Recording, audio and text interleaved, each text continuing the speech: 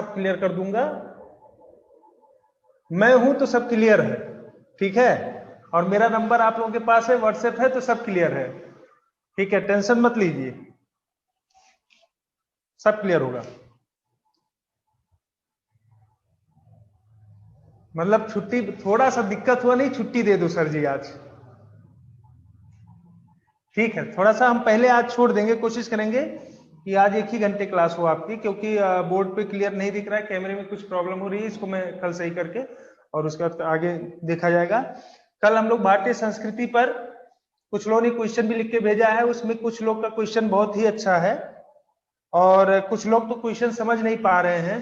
कोशिश करिए, मैं उसमें जो फीडबैक है उसको दे देता हूँ, क्या लिखना है तो फीडबैक मैं दे देता हूं, उसके अकॉर्डिंग आप लोग कोशिश करिए लिखने की, और जो भी लिख रहे हैं वो अच्छा कर रहे हैं, उनके लिए बेनिफिशियल है, ठीक।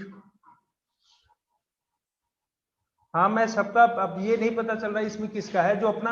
हाँ एक काम आप लोग क्या करिए, जब क्वेश्चन लिख के भेजते हैं तो सीधे क्वेश्चन भेज दे, आप आंसर भेज देते हैं तो उसमें कम से कम अपना नाम और अपना सेंटर, ये 2 चीज मेंशन कर दिया करिए कि मैं फला और इस सेंटर से ये अपना इंट्रो कम से कम दे दिया करिए। नहीं पता ही नहीं चलता कहाँ से किसने भेज दिया, बस अचानक से उसमें पता चलता है 2 आंसर आ गया, तो किसका है कहाँ से है, थोड़ा सा इसको आप लोग इंट्रो करके फिर भेजा करिए। कल संस्कृति पर जो प्रभाव था उसको हम लोग देख चुके थे, आगे आज हम देखेंगे भारतीय शिक्षा, भारतीय शिक्षा पर क्या प्रभाव है और भारतीय महिलाओं पर क्या क्या प्रभाव है, इसके साथ साथ पर्यावरण पर क्या प्रभाव है। ये सारी चीजें हम एक एक करके देखेंगे। पहले हेडिंग डाल लीजिए, भारतीय महिलाओं पर प्रभाव, भारतीय महिलाओं पर वैश्वीकरण का प्रभाव।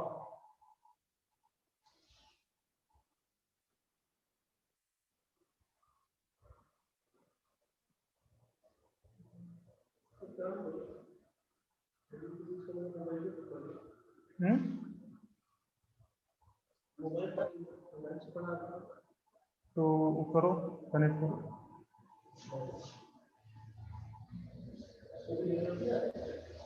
हाँ थोड़ा सा ठीक है, लिख एक एक करके इसमें देख लेते हैं। कुछ पॉजिटिव प्रभाव है और कुछ निगेटिव है, तो पहले सकारात्मक से शुरू करते हैं, बीच बीच में नकारात्मक सकारात्मक सब चलते रहेंगे।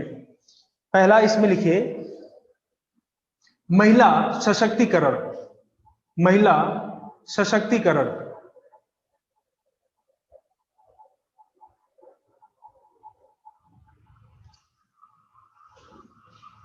ब्रैकेट में लिख लीजिए, आर्थिक सामाजिक राजनीतिक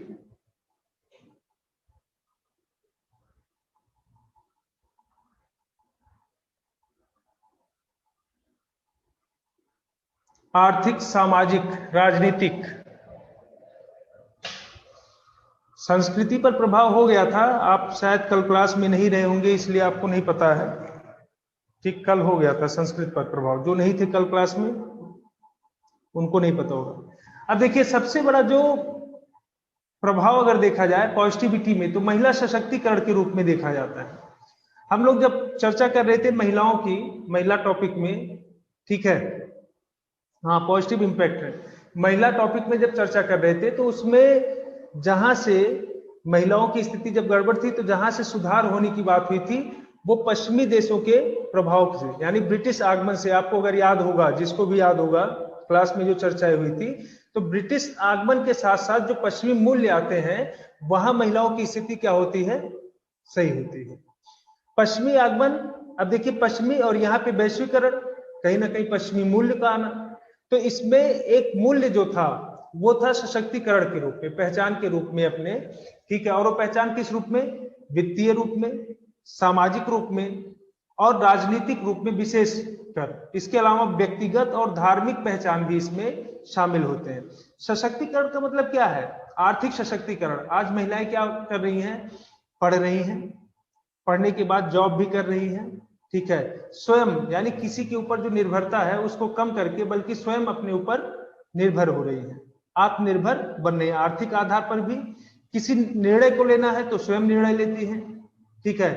तो अधिकार के रूप में अगर कहा जाए तो सशक्तिकरण जो व्यक्तिगत है, धार्मिक आधार पर आपने देखा है कि सबरीमाला का केस, ठीक है, शनि सिग्नापुर का केस, ऐसे केसेस जहां मंदिरों में प्रवेश या बहुत सारी स्थानों पर प्रवेश या बहुत सी संस्थाओं या व्यवस्थाओं में भागीदारी को ना लेकर के, तो ऐसे प्रवेश, तो वहां पर महिलाओं का सशक्तिकरण देखा जा सकता है। और राजनीतिक सशक्तिकरण के रूप में देखा जाए तो सबसे बड़ा जो सशक्तिकरण रहा है वो पंचायती राज के माध्यम से, जो 33% आरक्षण सुनिश्चित किया गया था। और वर्तमान में देखा जाए तो 11 राज्य ऐसे हैं कि जहां पर महिलाओं को पंचायती राज के अंतर्गत 50% तक आरक्षण दिया गया है, ठीक है। और आज भी विभिन्न संस्थाओं में 33% आरक्षण के लिए मुद्दे भी चल रहे हैं, आंदोलन भी चल रहे हैं, अपने हक को रखने की बात हो रही है। सेना में, अब सेना में देख रहे हैं कि जो अभी सुप्रीम कोर्ट का फैसला आया कि परमानेंट कमीशन की बात जो की गई, स्थायी कमीशन महिलाओं को सेना में देने की बात की गई, तो ये सशक्तिकरण कहीं ना कहीं पश्चिमी मूल्यों से ही प्रभावित है। वैश्वीकरण का अगर प्रभाव इसमें देखा जाए तो साफ साफ दिखाई पड़ता है, ठीक। नेक्स्ट,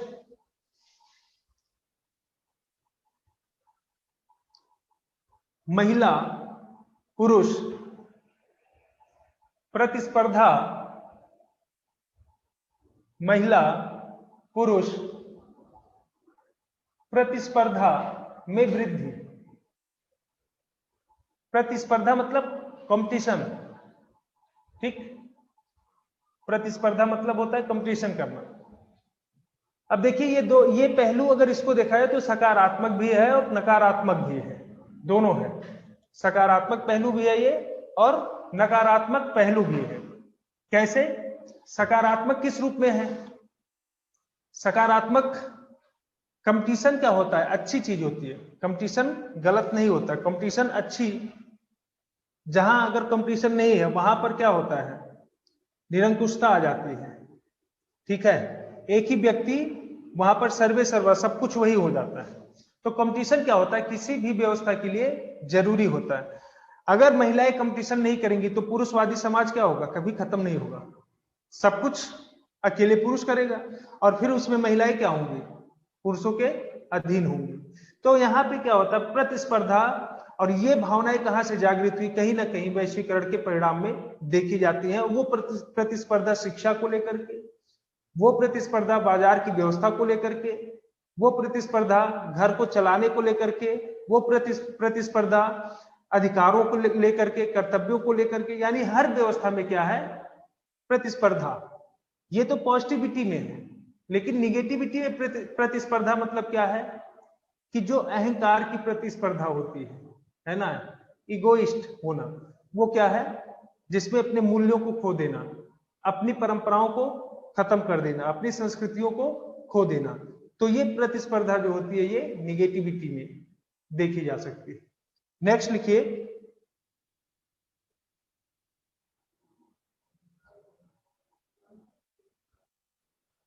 फैशन का बढ़ता स्वरूप या अधिक स्वीकार्यता। फैशन की अधिक स्वीकार्यता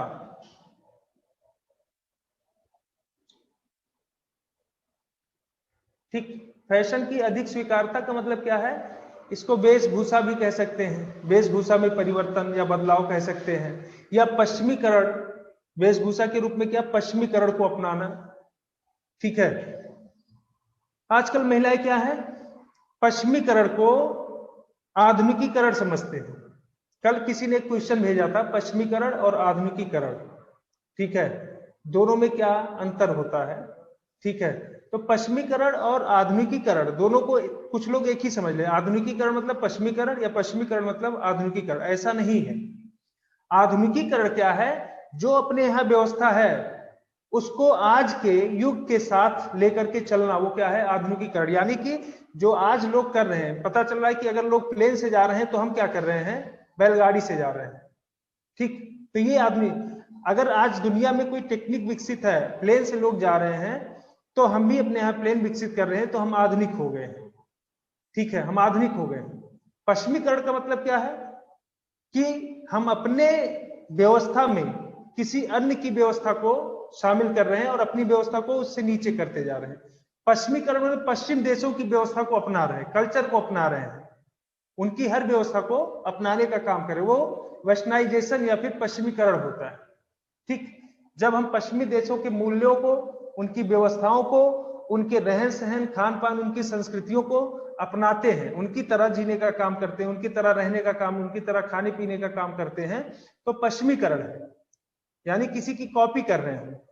ठीक, और आधुनिकीकरण का मतलब क्या है कि आवश्यकता के अनुरूप जो इनोवेशन होते हैं उसको हम साथ में लेकर के चलें।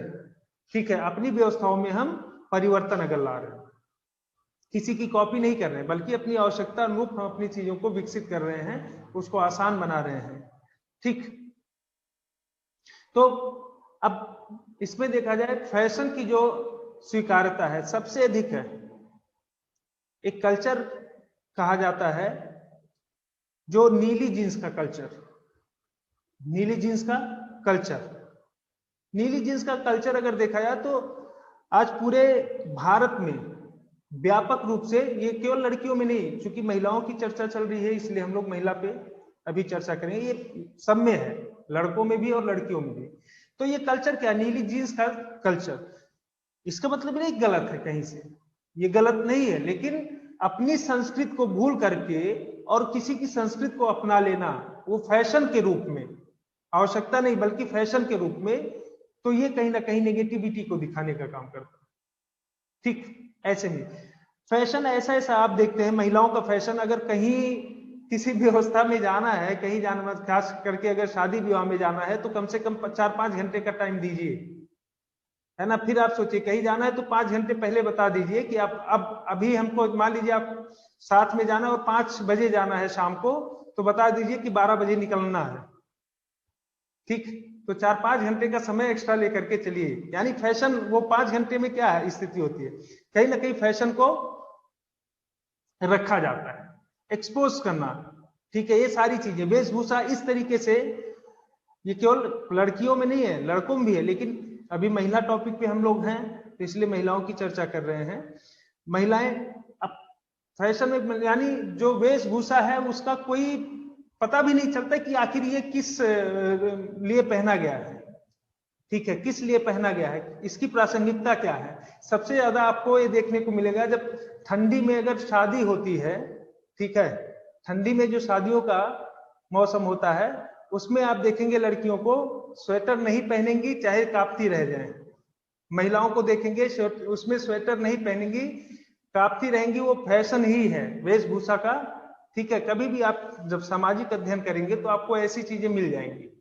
तो कहीं ना कहीं ये क्या है, पश्चिमीकरण है, चूंकि पश्चिम में जो चीजें हैं वो हमेशा एक बराबर, तापमान जो होगा वो हमेशा एक बराबर रहता है, तो वहां उसी कल्चर में पले बड़े हैं, उसी में ढले हैं, तो वहां तो चल जाता है। लेकिन उसको अगर यहाँ अपनाया जाए तो यहाँ पे ऋतु परिवर्तन होता है, गर्मी में तो चल जाएगा, ठंडी में क्या होगा। तो फैशन में आदमी ये भी नहीं समझ पाता कि किस मौसम में हमको किस तरीके का परिधान पहनना चाहिए। वो तो ठीक है घर में जब ठंडी लगे, लेकिन बाहर फैशन दिखाने में वो चीजें भूल जाते हैं लोग। ठीक, और बाकी चीजें जान ही रहे हैं कि जगह जगह पर ब्यूटी पार्लर खुले हुए होते हैं। ठीक, ये क्या है, भारत में ब्यूटी पार्लर नहीं था, ये सब पार्लर वार्लर सब घर में ही था, मुल्तानी मिट्टी उट्टी लगा करके काम हो जाता था। ठीक है, और आजकल क्या है, ब्यूटी पार्लर है, कहीं ना कहीं इसको बढ़ावा दिया गया है। ये आया कहां से है, वैश्वीकरण के माध्यम से। ठीक, तो ये सारी चीजें हम देख सकते हैं। नेक्स्ट लिखिए, पितृसत्तात्मक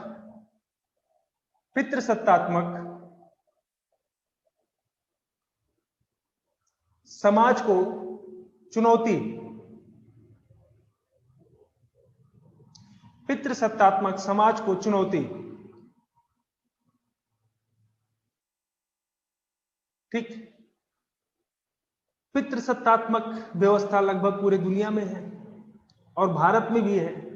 जब वैश्वीकरण का प्रभाव बढ़ा तो इसमें महिलाओं को अधिकार मिला, और अधिकार जब मिला तब पितृसत्तात्मक जो व्यवस्था है उसको चुनौती भी मिलना प्रारंभ हो गया। ठीक है, और दूसरी तरफ आवश्यकताएं भी, वैश्वीकरण के इस युग में आवश्यकताएं लोगों की बढ़ती गई, तो उसके लिए कहीं ना कहीं मनी चाहिए, पैसा चाहिए, महंगाई दर बढ़ता गया, तो उसके लिए क्या चाहिए? पैसा चाहिए, और पैसे के लिए अकेले व्यक्ति परिवार को सुरक्षित नहीं कर, कुछ ही लोग, नहीं तो अब दोनों लोगों को काम करना पड़ेगा। और इसमें सबसे बड़ी चीज जो वैश्वीकरण के माध्यम से शहरीकरण हुआ, शहरीकरण में महिलाएं गई तो स्वतंत्र हुई तो कहीं ना कहीं परिवार में उनकी भागीदारी बढ़ी तो फिर पितृसत्तात्मक व्यवस्था में एक प्रश्न चिन्ह लगने लगा, ठीक। और वो प्रश्न चिन्ह कहीं ना कहीं पितृसत्तात्मक व्यवस्था को कमजोर करने का काम भी करने लगा। आज देखिए विशेष रूप से शहरों में जहां पे वैश्वीकरण का प्रभाव ज्यादा, तो अब देखिए हर व्यवस्था में महिलाओं की भागीदारी दिखाई पड़ती है। कोई निर्णय लेना हुआ घर में तो महिलाएं भी उसमें शामिल होती है, पूछा जाता है, ठीक है। चाहे बच्चे का एडमिशन कराना हो, चाहे मकान बनवाना हो, चाहे कोई अन्य चीज हो, कोई भी व्यवस्था हो, हर व्यवस्था में महिलाओं की भागीदारी दिखाई पड़ती है। यानी अब केवल पुरुष प्रधानता नहीं है कि जो पुरुष कह दिया वही होगा, महिलाओं को भी शामिल किया जाता है या महिलाएं स्वयं शामिल होती है, ठीक है। तो पितृसत्तात्मक जो समाज था वो कहीं ना कहीं अब परिवर्तित हो रहा है, उसका प्रभाव जो था वो वैश्वीकरण के माध्यम से कमजोर हो रहा है, और कमजोर हो रहा है तो कहीं ना कहीं महिलाओं का अधिकार दिख रहा है। और ये व्यवस्था कहां से आ रही है? वैश्वीकरण के माध्यम से। नेक्स्ट लिखिए,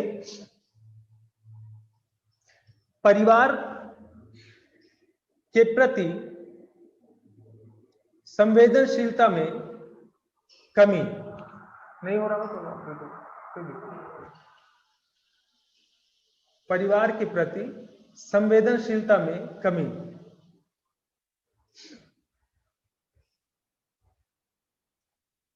इसका मतलब क्या है? परिवार के प्रति संवेदनशीलता, देखिए पहले संयुक्त परिवार का कॉन्सेप्ट होता था और सामुदायिक भावनाएं होती थी।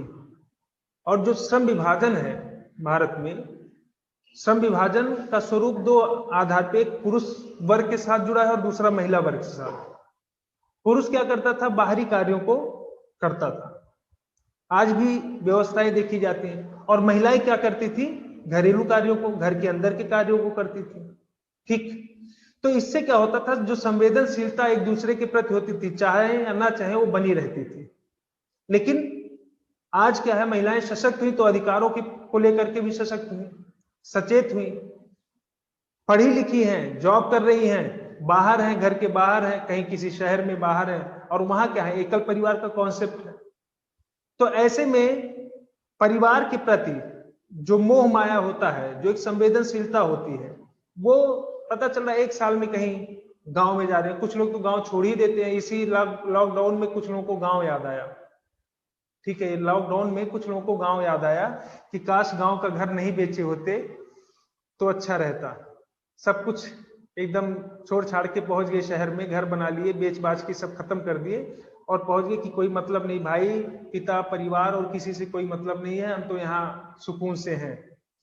तो ऐसी व्यवस्था में क्या होता है कि अब लॉकडाउन में जब हुआ, लॉकडाउन लगा, तो इसमें याद आया कि काश घर गांव वाला नहीं बेचे होते। तो ये संवेदनशीलता जो होती है, पुरुषों में भी है, महिलाओं में अधिक है, क्योंकि महिलाएं क्या होती है? घर को जोड़ने के लिए सबसे प्रमुख मानी जाती है।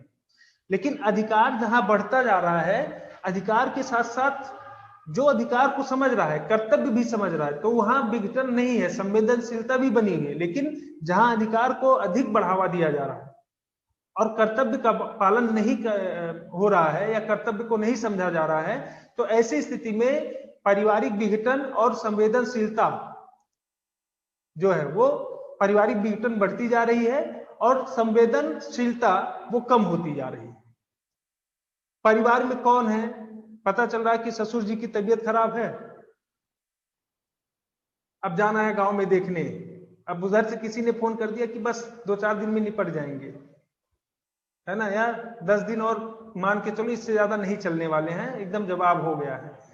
तो कहेंगे कि 10 दिन ऐसा टाइम निकाल के चलो कि उसी में सब करके आएंगे, है ना, या निपट ही जाने दो, निपट ही जाने दो, तब चलेंगे इकट्ठे, तब पहुंचा जाएगा।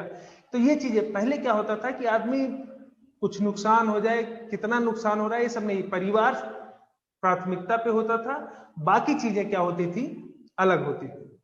आज क्या है? प्राथमिकता केवल पैसा है, अपना आराम, अपना सुकून, अपना अधिकार प्राथमिकता में है, ठीक। लेकिन उस पर उपयोग हुआ।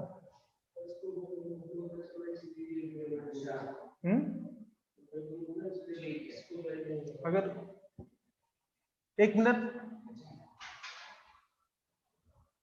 अगर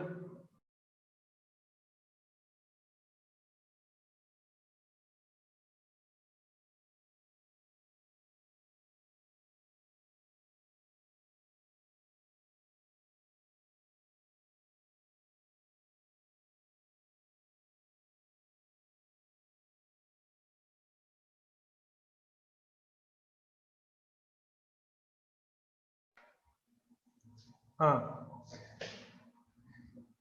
ये कह रहा था संवेदनशीलता पे हम लोग बात कर रहे थे। तो जहां ये समझ लीजिए अधिकारों को बढ़ावा दिया जाएगा, गलत नहीं है अधिकारों को बढ़ावा देना, लेकिन देखिए आपके संविधान में भी अधिकार भी जोड़ा गया है और उसके साथ साथ कर्तव्य भी जोड़ा गया है, ठीक है। दोनों चीज, एक ही चीज नहीं है उसमें कि केवल अधिकार दे दिया गया है लेकिन कर्तव्य नहीं, या कर्तव्य दे दिया गया है अधिकार नहीं, यानी अधिकार भी होना चाहिए और कर्तव्य भी होना चाहिए। तब क्या होता है, समाज या परिवार या व्यक्ति या समुदाय समूह जो भी है, संस्था, ये आसानी से फिर आगे बढ़ती रहती है। लेकिन होता क्या है कि अधिकार जहां बढ़ावा अधिक होगा और कर्तव्य नहीं समझा जाएगा तो वहां समाज में विघटन हो जाएगा। देखिए पहले क्या था, पुरुषों को अधिकार प्राप्त थे, ठीक। पहले क्या था, पुरुष अधिकार स्वयं ले लिया था, प्राप्त थे, तो उसमें महिलाओं की स्थिति आप देखिए क्या था, क्योंकि पुरुष वहां कर्तव्य नहीं समझ रहा था, भूल गया था, कर्तव्य नहीं था, भूल गया था। तो दोनों चीज, जहां अधिकार अधिक हुआ, अधिकार जहां अधिक हुआ और कर्तव्य नहीं समझा गया तो विघटन वहां पे कहीं ना कहीं किसी का शोषण होगा, उसमें कहीं ना कहीं व्यवस्थाएं डगमगाएंगी, कहीं ना कहीं एक व्यवस्था दूसरी व्यवस्था की विपरीत होगी, सामंजस्य उसमें नहीं हो पाएगा। तो यही स्थिति है कि आज अधिकार मिल तो रहा है लेकिन उस अधिकारों का दुरुपयोग कहीं ना कहीं इस प्रकार से हो रहा है कि परिवार के प्रति महिलाओं की सोच असंवेदनशील होती जा रही है, ठीक है। मोह माया जो एक होना चाहिए, पारिवारिक जो सामंजस्य है उसको बनाकर रखने के लिए, वो सारी चीजें कहीं ना कहीं कम होती जा रही है, ठीक। लिखिए नेक्स्ट, स्वाभिमान के कारण, स्वाभिमान के कारण बढ़ती तलाक दर, स्वाभिमान के कारण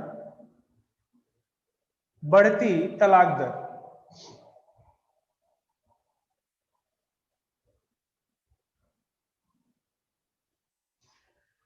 ये भी वही है कि आज स्वाभिमान इतना बढ़ता जा रहा है महिलाओं में कि तलाक दर भी बढ़ता है बहुत। देखिए भारत में तलाक का कोई स्थान नहीं था, ठीक है, कोई तलाक का स्थान नहीं था।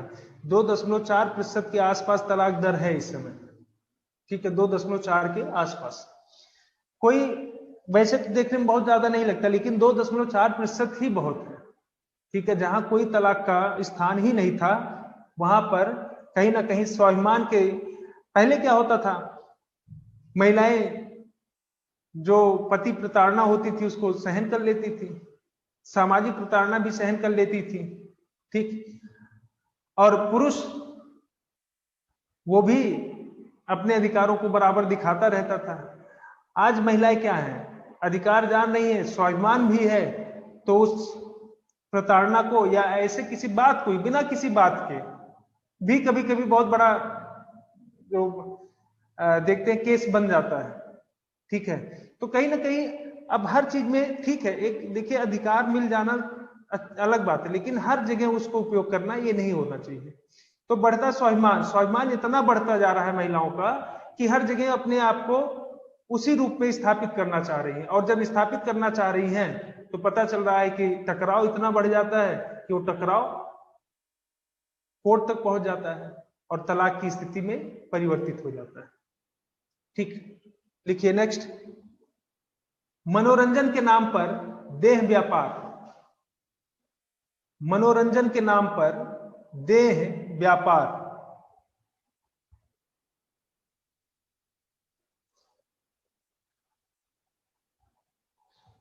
आजकल बॉलीवुड में आप देखिए काफी केसेस चल रहे हैं।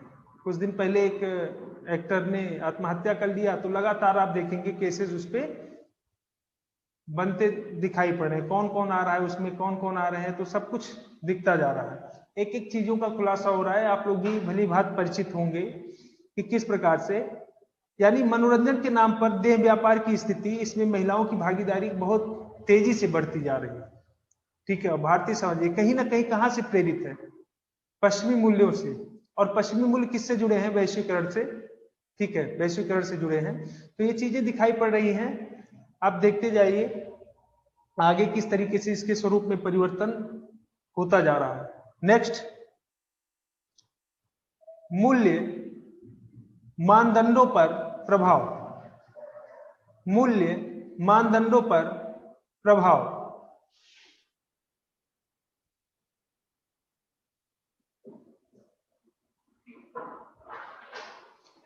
मूल्य मानदंड पर प्रभाव, इसका मतलब क्या है? देखिए, मूल्य मानदंड जो होते हैं, जो महिलाओं से जुड़े मूल्य मानदंड है ना, कि पर्दे में रहना। ठीक, पर्दे में रहना तो एक मूल्य, कहीं कहीं का मूल्य है। पर्दे में रहने का मतलब ये नहीं कि अब इतना पर्दा कर लो कि लड़ जाओ, वो भी गलत है। पर्दा प्रथा भी क्या है? गलत है। लेकिन पर्दे का मतलब क्या है कि अब एकदम से ऐसा ना हो कि पर्दा ही खत्म हो जाए। ठीक है, कि उस समाज की एकदम से पता चल रहा है कि होता नहीं, कभी कभी किसी को देखिए कि इस तरीके से अपने आप को पेश करने की कोशिश करते हैं महिलाएं, उस रूप में होती नहीं है ना, वो होती नहीं, लेकिन अपने आप को उस तरीके से पेश करने की कोशिश करती है। यानी मूल्य जो होता है, वो मूल्य उनके, देखिए जो वास्तविक मूल्य होता है व्यक्ति का, वो जब सामने आता है तो दिखाई पड़ता है। वो कोई भी समझ सकता है कि हाँ, वास्तव में मूल्य आखिर है क्या। लेकिन वो मूल्य जब बनाया जाता है, कहीं ना कहीं प्रेरित होता है किसी चीज से, तो वास्तविकता से परे होता है, जिसको समझ पाना या पचा पाना किसी के बस की बात नहीं होती है। तो यही देखा जाता है कि मूल्य मानदंड आज महिलाएं खो रही है ना। किस रूप में खो रही हैं? कि कहीं पर्दा प्रथा, यानी अगर पर्दा प्रथा कहें तो गलत है, वो नहीं होना चाहिए।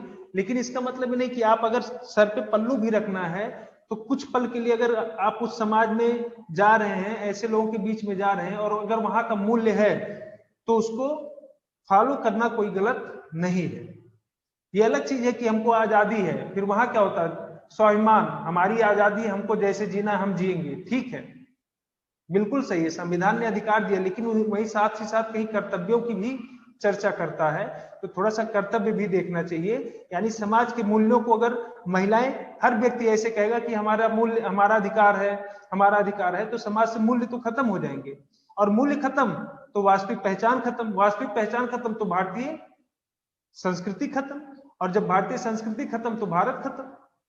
यानी देश क्या हो जाएगा? पूरी तरीके से दूसरे देश को फॉलो करने लगेगा।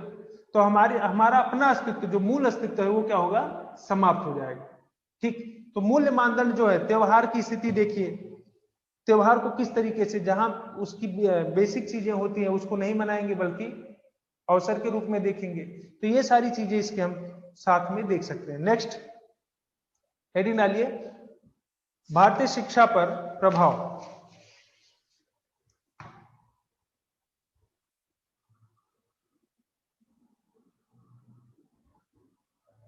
शिक्षा पर तो प्रभाव आप लोग बड़े अच्छे से समझ सकते हैं, क्योंकि उसी फील्ड में हैं।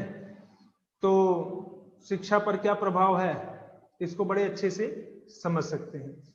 एक तो सबसे बड़ा प्रभाव जो आज जिस रूप में हम लोग शिक्षा ले रहे हैं और दे रहे हैं, ठीक, ये भी क्या है? एक इम्पैक्ट, डिस्टेंस लर्निंग, या फिर इसको हम कहें वेब लर्निंग। ठीक है, वेबिनार, ये सारी चीजें हम देख रहे हैं। जो ये वैश्वीकरण का, एक एक करके लिखिए इसमें। नई तकनीक, नई तकनीक तथा पाठ्यक्रम, पाठ्यक्रम का समावेशन।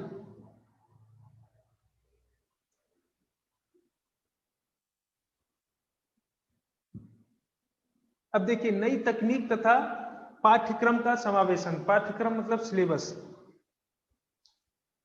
शिक्षा परंपरागत थी भारत में, जहां सारे समाज में थी, भारत में भी थी। और आप जानते हैं कि भारत में समय के साथ शिक्षा नीतियां बनाई गई। मैकाले शिक्षा पद्धति, ठीक है, हंटर कमीशन आया, मैकाले शिक्षा पद्धति आया, जिसमें शिक्षा को पश्चिमी विषयों के साथ जोड़ने की बात की गई। डीएवी, दयानंद एंग्लो वैदिक, जो एंग्लो वैदिक विद्यालय, तो उसमें भी दोनों का मिक्सअप करने की बात की गई। ये कहीं ना कहीं कहां से प्रेरित था? पश्चिमीकरण से। और पश्चिमीकरण यानी वैश्वीकरण का एक भाग। तो वैश्वीकरण ये तो पहले की, यानी शुरुआत ही हम देखें। और आज हम लोग देख रहे हैं कि क्लास में बहुत सारी चीजें, नई तकनीक, प्रोजेक्टर पे पढ़ाई की जाती है। आप लोग क्लासरूम में बैठते हैं तो पहले की स्थिति क्या होती थी? पेड़ के नीचे बैठ के पढ़ाई होती थी।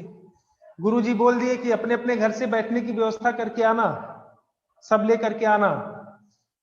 अब सब अपना अपना व्यवस्था करके ले जा रहे हैं स्कूल में, ठीक है। हो सकता है आप लोगों में बहुत से लोग उस व्यवस्था में शामिल रहे हों, ठीक, कि अपने घर से एक बोरी ले करके आदमी व्यवस्थित रखता था और पहुंच गया स्कूल में, अपनी व्यवस्था करके आना, गुरुजी पढ़ाए, उसके बाद निकल गए। आज क्या है? आज आप पहुंचते हैं क्लास में और अगर एक कुर्सी नहीं मिलती तो बवाल कर देते हैं, हमारा चेयर, हम तो इतना फीस दिए हैं, कुर्सी कैसे नहीं मिली हमको, पूरा बवाल कर देंगे, एप्लीकेशन लिख के मेल करके भेज देंगे, सब कुछ, व्यवस्था कुछ भी नहीं है आपके यहाँ, सब बेकार है। टीचर थोड़ा सा अगर कहीं किसी दिन कुछ गड़बड़ हो गया तो उठा करके सारी जिम्मेदारी उसके ऊपर, अपना चाहे एक भी अक्षर न पढ़े, सारी जिम्मेदारी उसके ऊपर थोप देंगे कि कुछ भी नहीं, ये तो एकदम बेकार पढ़ा दिए, है ना, हमारे तो समझ में। लेकिन अपनी कोशिश नहीं देखेंगे कि हम कितना कोशिश कर रहे हैं और सामने वाला जितना बोल रहा है हम उतना कितना फॉलो कर रहे हैं, तो उसके लिए मेल भी कर देंगे, ठीक। ये क्या है? आधुनिक शिक्षा, जिसमें तकनीक देख रही है। एसी अगर थोड़ा सा डाउन हो गया क्लास में, सर पसीना हो रहा, पहले एसी चलवाइए, बाद में क्लास किया जाएगा।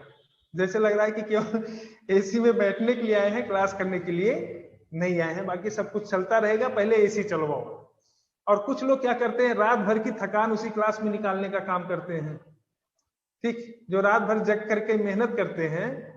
अब पता नहीं कहाँ मेहनत करते हैं, नहीं पता है मुझे, लेकिन क्लास में आकर के सो जाएंगे। आप कुछ भी बोलो, हमको सुनना कुछ नहीं, हमको केवल सोना है, ठीक है। तो ऐसे, यानी तकनीक जो है, तकनीक ने कहीं ना कहीं व्यक्ति को शिक्षा के प्रति जागरूक भी किया है और शिक्षा के प्रति कमजोर भी किया है, ठीक है।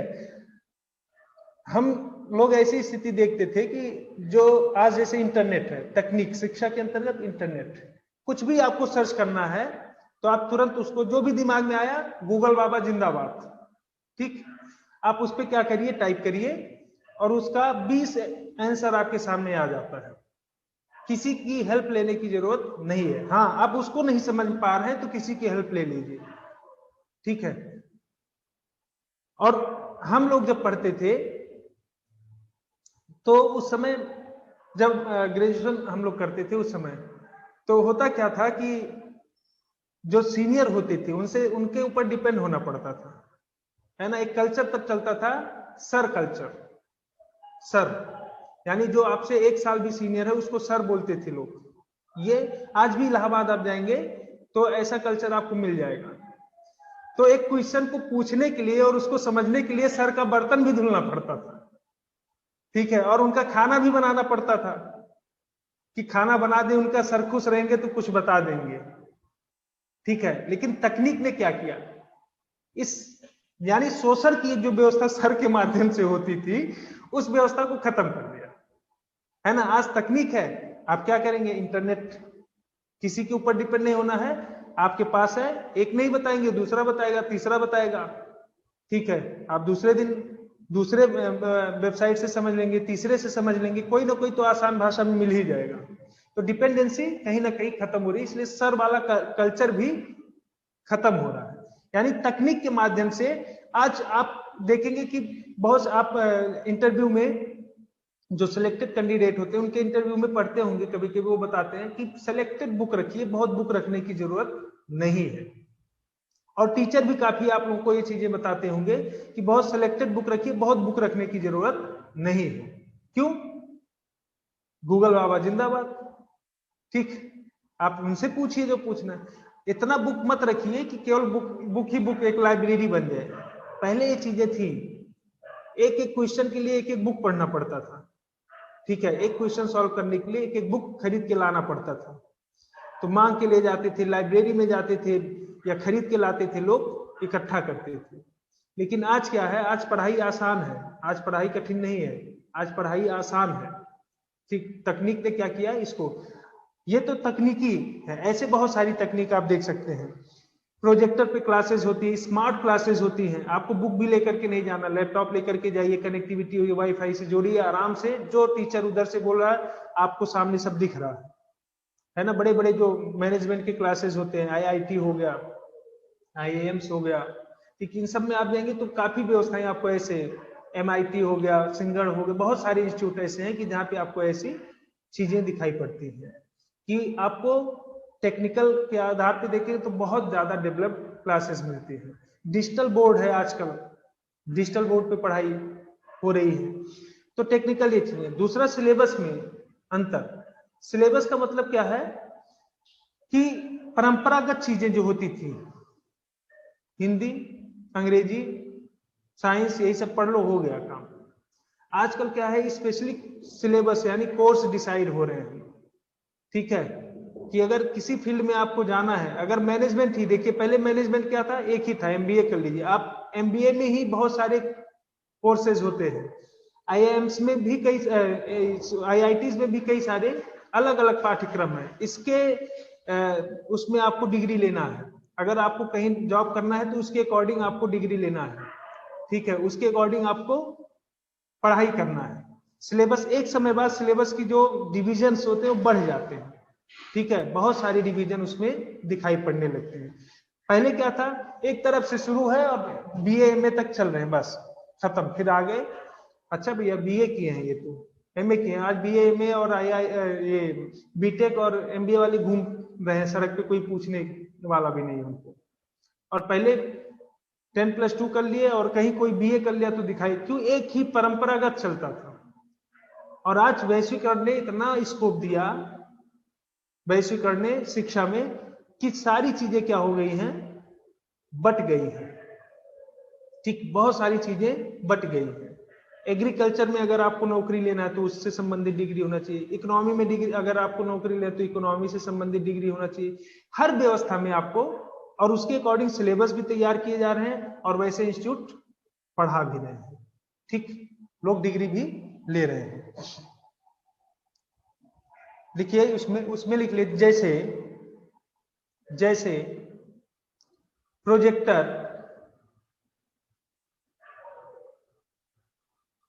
Projector, video conferencing, video conferencing, समूह संवाद, जिसको ग्रुप डिस्कशन बोलते हैं, समूह संवाद,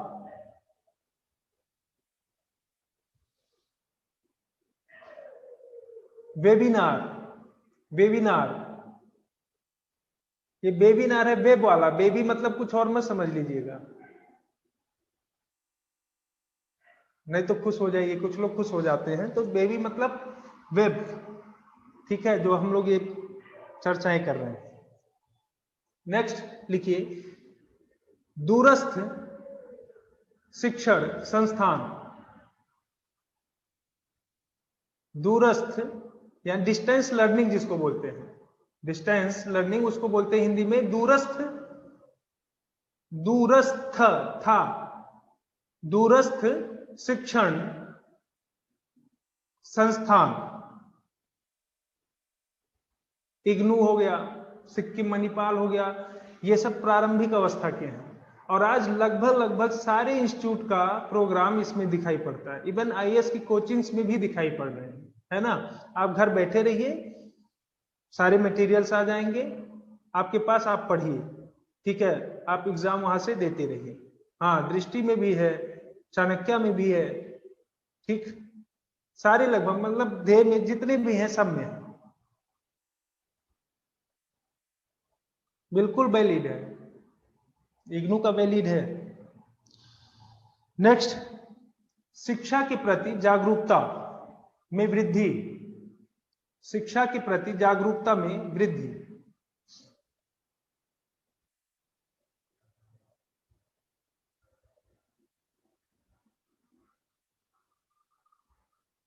ठीक, आजकल देखिए लोग पहनते कम है, घूमते कम है, लेकिन अपने बच्चे को पढ़ाने के लिए ज्यादा सक्रिय होते हैं, है ना, कि कुछ भी हम कटौती कहीं से भी कर लेंगे लेकिन पढ़ाएंगे जरूर, अच्छी से अच्छी जगह पढ़ाना चाहते हैं लोग अपने बच्चों को। तो कहीं ना कहीं ये क्या है, शिक्षा का प्रभाव वैश्वीकरण की स्थिति को देखते हुए शिक्षा के प्रति लोगों की जागरूकता बढ़ी है, और जागरूकता जब बढ़ी है कि तो लोग सोचते हैं कि अपने बच्चों को ज्यादा से ज्यादा शिक्षित कर पाए। ठीक है, नेक्स्ट लिखिए, शिक्षा के कारण सभ्यता में वृद्धि। लोग कहते हैं ना, शिक्षित होगे तो सभ्य होगे।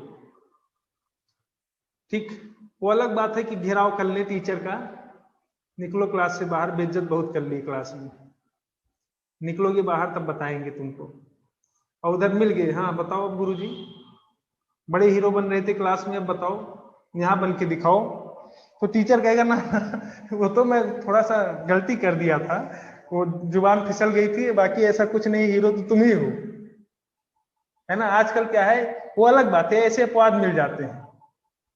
बाकी ये माना जाता है कि व्यक्ति शिक्षित अगर हो रहा है तो उसके बोलने की, बात करने की जो शैली है ना, हर चीज जो व्यवस्थित दिखता है कि पढ़ा लिखा व्यक्ति जो होता है वो कहीं ना कहीं उसके रूप रंग, उसके हाव भाव, ये सारी चीजें अपने आप रिफ्लेक्ट होने लगती है, तो सभ्यता की ओर जाता है। एक बारबेरियन समाज, जो पहले असभ्य समाज जिसको बोलते हैं, बर्बर समाज, उस बर्बर समाज से शिक्षा व्यक्ति को सभ्य समाज की ओर ले जाने का काम करती है। ठीक, नेक्स्ट लिखिए, शिक्षा का बाजारीकरण, शिक्षा का बाजारीकरण, इसको व्यवसायीकरण भी बोल सकते हैं। शिक्षा का बाजारीकरण या व्यवसायीकरण।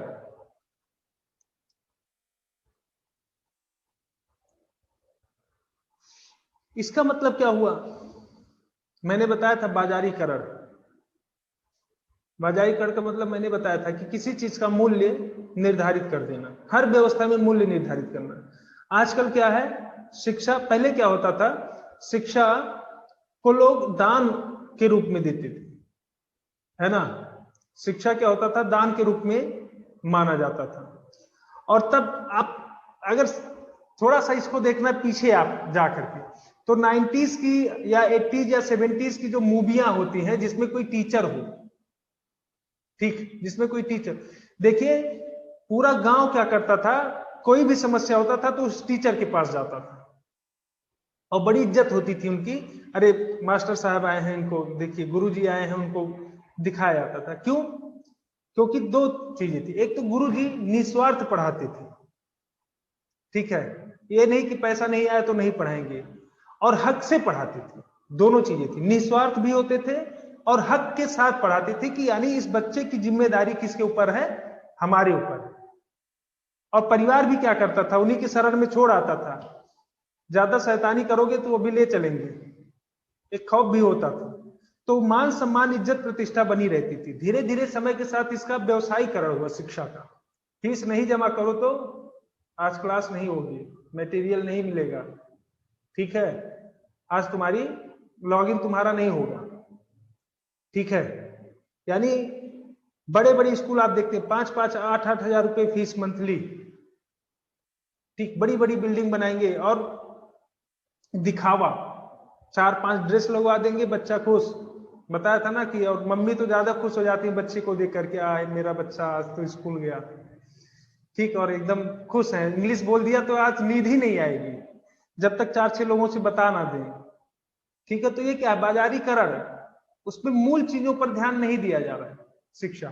तो और टीचर भी क्या कर रहा है, वही चीज, टीचर भी क्या कर रहा है कि खरीदे, लोग दे रहे हैं।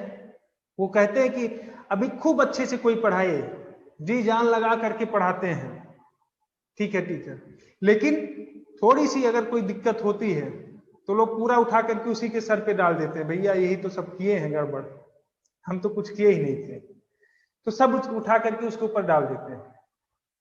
तो टीचर भी क्या कर रहा है कि ठीक है जितना आप दे रहे हो उतना हम दे रहे हैं। टीचर भी आजकल यही कर रहे हैं, यानी संस्थानों का जो है वो बाजारीकरण हो रहा है, व्यवसायीकरण हो रहा है, और ये दोनों पक्ष समझ रहा है, देने वाले भी और लेने वाले भी, क्योंकि मूल्य जो निर्धारित होता है वो किसी एक से नहीं, बाजारीकरण, बाजार क्या है, जहां मूल्यों का निर्धारण होता है, किसी वस्तु या सेवा के मूल्यों का निर्धारण जहां हो वो बाजार है। और बाजार में जब निर्धारण हो रहा है तो उसमें दो पक्ष होते हैं, मूल्य का निर्धारण कैसे होगा, दो पक्ष के माध्यम से, एक जो बेचने वाला होगा और दूसरा कौन होगा, जो खरीदने वाला होगा। तो दोनों का की जो मानसिकता है, व्यू है, वो यही इसी तरफ जा रही है कि बाजारीकरण की तरफ लोग ज्यादा ध्यान दे रहे हैं, न कि मूल आवश्यकताओं की तरफ। ठीक, तो पूरी तरीके से अगर कहा जाए तो शिक्षा का कहीं ना कहीं व्यवसायीकरण किया जा रहा है। ये हमारे देश की सभ्यता नहीं थी, ये आई कहां से, वैश्वीकरण के माध्यम से, कहीं ना कहीं बाहरी देशों से प्राप्त किए हैं। हमारे देश की सभ्यता थी शिक्षा दान में देना, शिक्षा को दान में देना, जितना जिसके पास है बांटोगे तो बढ़ेगा, शिक्षा बढ़ेगा, घटेगा नहीं। नेक्स्ट लिखिए,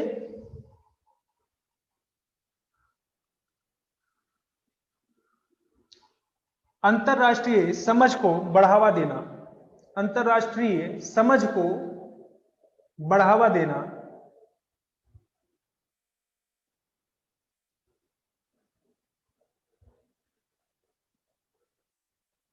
ठीक।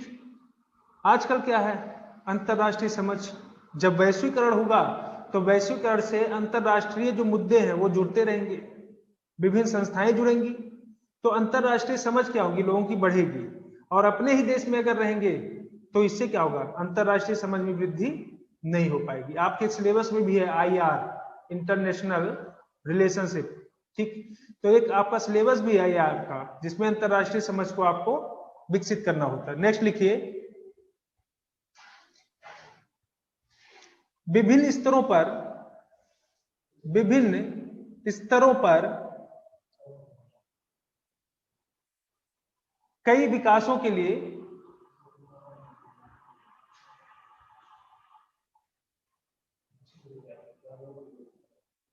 एक मिनट,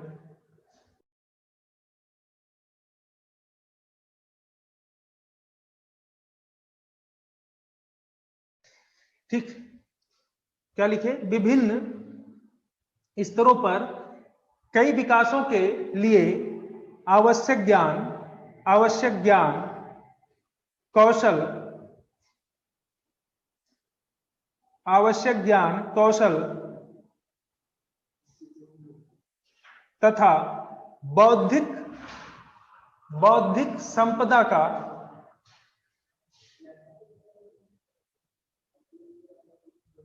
बौद्धिक संपदा का को साझा करना, बौद्धिक संपदा को साझा करना,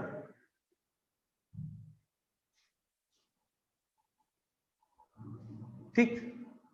शिक्षित होंगे तो मूल्यों को समझेंगे, समझेंगे तो उस पे जहां विकास की बात आएगी, ठीक, तो उस पे अपने अपने ज्ञान को, अपने कौशल को, अब जब ज्ञान ही, शिक्षित नहीं होंगे तो ज्ञान ही नहीं होगा, कौशल ही नहीं होगा, तो फिर वो साझा क्या करेंगे, साझा क्या करेंगे। तो ऐसी अवस्था में वो क्या करते हैं, जब शिक्षित होंगे तो ज्ञान और कौशल होगा, और वैश्वीकरण के माध्यम से उन तकनीकों को साझा करने का भी काम करते हैं, उन कौशल को, बौद्धिक संपदाओं को, यानी मेंटल जो, अब देखिए IITian जो होते हैं मैक्सिमम लोग निकल जाते हैं बाहर, तो जब शिक्षित हुए वो टेक्निक उन्होंने सीखा और बाहर उनकी डिमांड भी निकल गए, तो साझा कर रहे हैं, वहां से अपने देश को भी सपोर्ट करते हैं। नेक्स्ट लिखिए,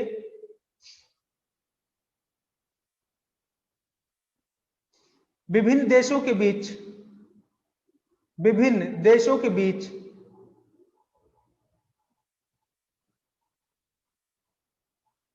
संचार, विभिन्न देशों के बीच संचार, बातचीत, तथा बहुसांस्कृतिक योगदान तथा बहुसांस्कृतिक योगदान को प्रोत्साहित करना।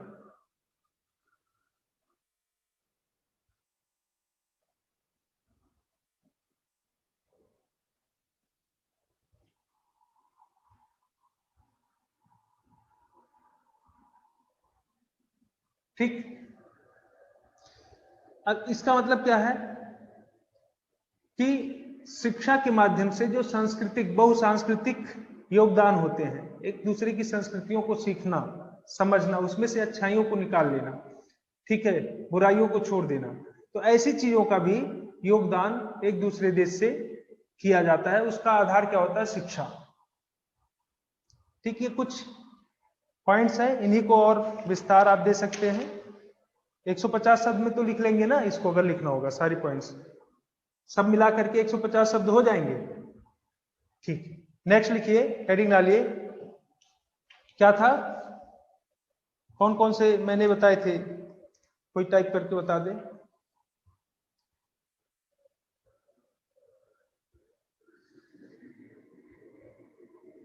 बौद्धिक संपदा मतलब क्या होता है? बौद्धिक संपदा मतलब होता है, जो सिंपली मैं आपको बता दे रहा हूं एकदम, जैसे मान लीजिए कोई, आप में से कोई भी लोग हैं, जो भी जितने लोग हैं, इसमें से कोई एक व्यक्ति किसी ऐसी चीज का आविष्कार कर दे, ठीक है, जो आज के पहले ना हुआ हो, जो आज के पहले ना हुआ हो, या जो हुआ है उसको और बेहतर तरीके से उसमें बहुत कुछ ऐसा फेरबदल कर दे कि जो एक नए सिरे से माना जाए, तो वो क्या होता है? उसकी बौद्धिक संपदा मतलब संपत्ति होती है, जो उसके बुद्धि से जनरेट हुई है, पैदा की गई है, ठीक है, जिसको हम पेटेंट और कॉपीराइट बोलते हैं।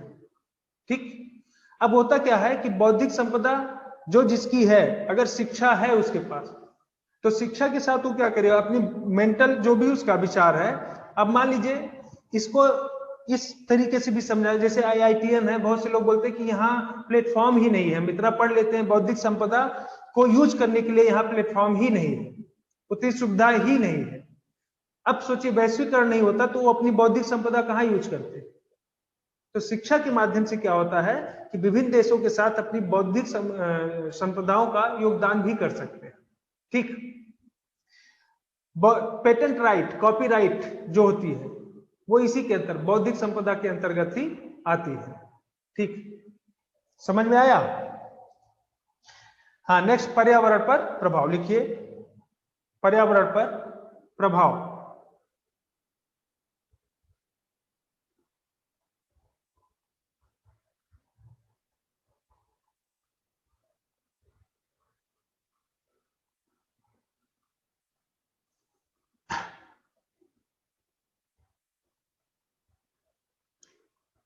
पर्यावरण पर क्या प्रभाव है? इसमें भी जब देखा जाएगा तो दोनों चीजें दिखाई पड़ेंगी, एक तो सकारात्मक पहलू क्या है और दूसरा नकारात्मक पहलू क्या है। सकारात्मक पहलू पहले हम लोग देखते हैं कि सकारात्मक पहलू किस रूप में है। सबसे बड़ी सकारात्मक पहलू जो है वो ये है कि जो कार्बन उत्सर्जन, जैसे अभी हम लोग चर्चा किए थे कि वैश्वीकरण, शहरीकरण में प्रदूषित शहरों की संख्या, तो 20 जो टॉप है उसमें से 13 भारत की है। कार्बन उत्सर्जन यानी कहीं ना कहीं इतनी आबादी और उसमें कार्बन की उत्सर्जन क्षमता जो है वो अधिक है। अब कुछ समय पहले हम चले जाते हैं, जब भारत आजाद हुआ था, अपनी व्यवस्था में नहीं था, और उस समय ऐसे देशों की चर्चा किया जाए जो आज विकसित है, ठीक, जैसे अमेरिका हो गया, जैसे अमेरिका आज विकसित है। तो अमेरिका विकसित है, उसने जितनी क्षमता थी अपने संसाधनों के दोहन के लिए, उसके पास जितनी भी क्षमताएं थी, उसने क्या किया? यूज कर लिया। उस यूज करने के क्रम में उसने क्या किया? कार्बन उत्सर्जन भी किया।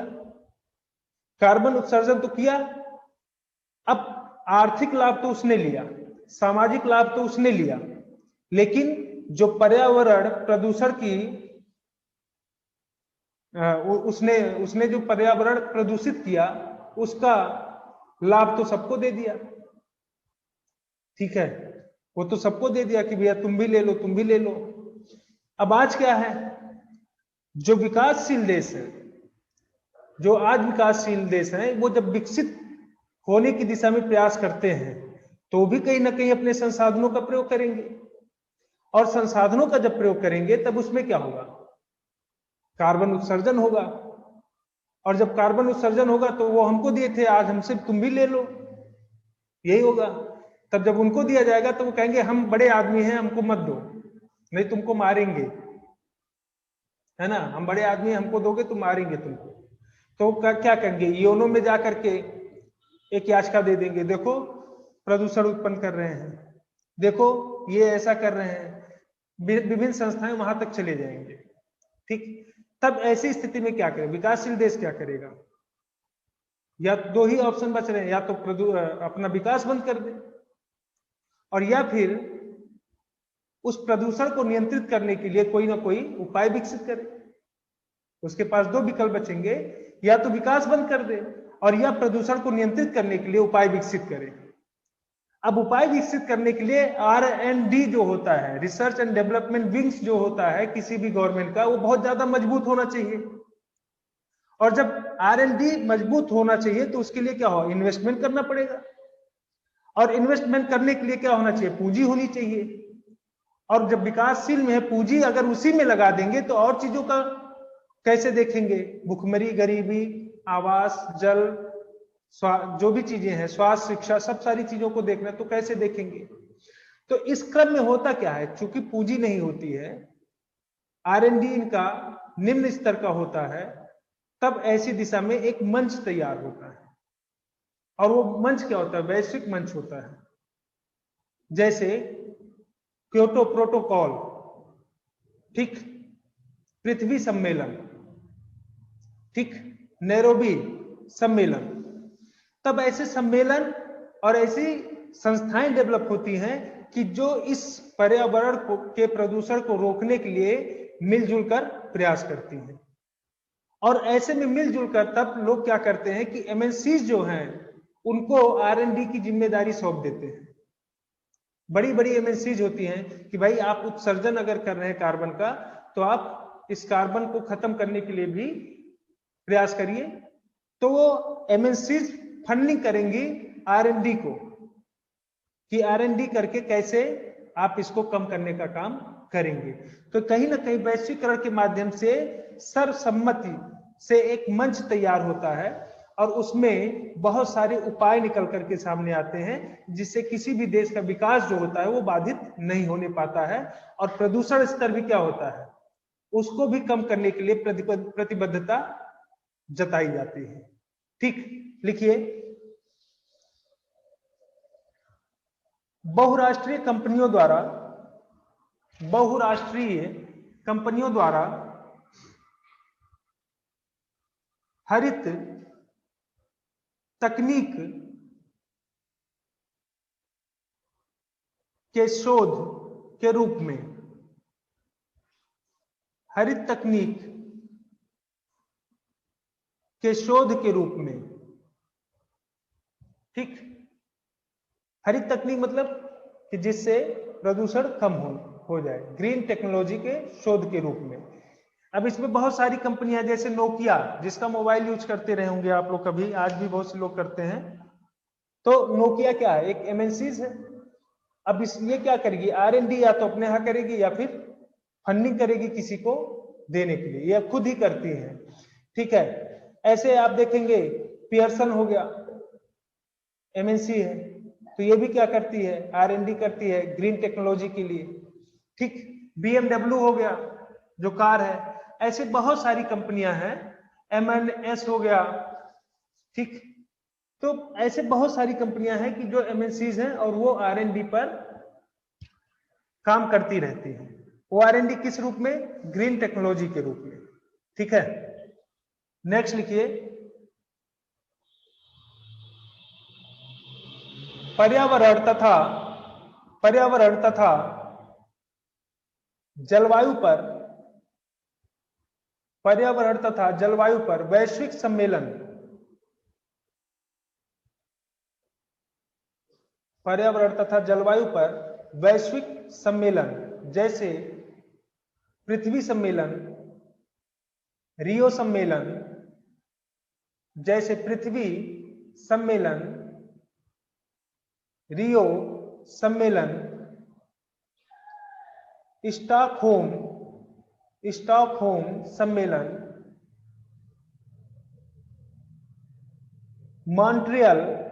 मॉन्ट्रियल सम्मेलन या कार्यक्रम आदि आदि।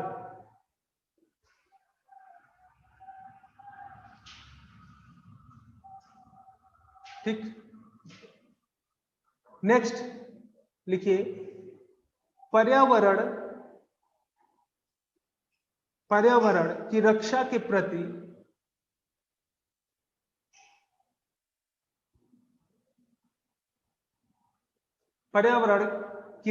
प्रति लोगों में बढ़ती जागरूकता,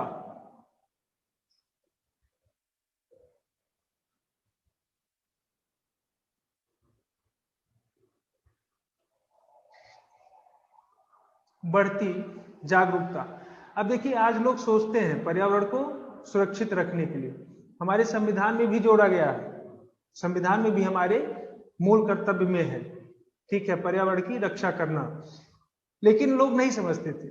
आज लोग क्या कर रहे हैं, जैसे अब देखिए अभी तक क्या था, अभी कोरोना आया, एक महामारी कोरोना, अब लोग मास्क पहन के घूम रहे हैं। अब जिनको नहीं पहनना वो तो उस समय भी नहीं पहनते थे, अरे कुछ नहीं, कोरोना हमसे ज्यादा सक्रिय थोड़ी ना है, कोरोना को हम पकड़ लेंगे तो मर जाएगा, हमको क्या मारेगा। तो जिसकी मानसिकता ऐसी हो तो हर व्यवस्था में ढल जाते हैं और उनको पता तभी चलता है जब ऊपर जाते हैं। बाकी ये कोरोना जैसी संकट जब आए तो अब देखिए लोग क्या कर रहे हैं, पर्यावरण को सुरक्षित करने का प्रयास कर रहे हैं। उस पर्यावरण को किस रूप में, कहीं पेड़ लगाने के रूप में, ठीक है, टेम्परेचर या जो अनाप शनाप चीजों को लोग यूज करते थे उसको खत्म करने के रूप में, लोग हाथ धो रहे हैं, मास्क पहन रहे हैं, ये सब चीजें क्या है, पर्यावरण को बचाने के लिए लोग। अब जैसे जब कोरोना काल आया तो इसमें आपने देखा होगा दिल्ली का जो एयर क्वालिटी इंडेक्स था AQI ना, वो किस ग्रीन तक पहुंच गया था, जबकि ग्रीन में कभी नहीं आता। विश्व की सबसे प्रदूषित राजधानी है और इस काल में कहां तक पहुंच गया था, ग्रीन तक, ग्रीन की स्थिति में। जया, इंडियन सोसाइटी की क्लास सैटरडे को कोई मैसेज मिला है क्या आप लोगों को, कोई मैसेज आप लोगों को मिला है क्या कि इंडियन सोसाइटी की क्लास सैटरडे को होगी? नहीं, ठीक है, अगर होगी तो आपको मैसेज मिल जाएगा, ठीक, और नहीं होगी तब समझ लीजिए कि कोई मैसेज नहीं गया तो नहीं होगा, ठीक। हाँ, 26 से 30 ऑफ है आपका, 30 क्या, 26 से 1 तक ऑफ है आपका, ठीक है।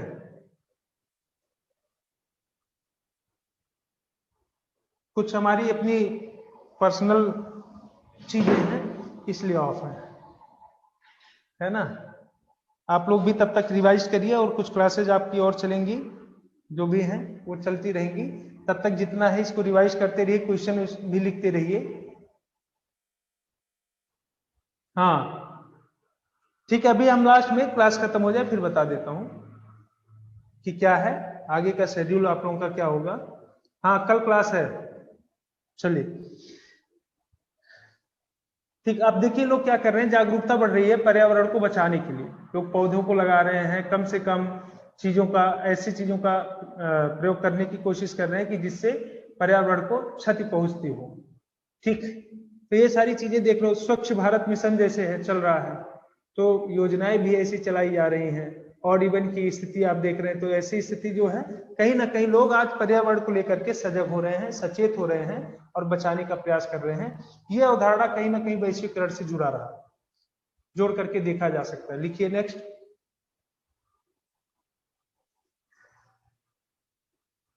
नेक्स्ट लिखिए, विकसित देशों के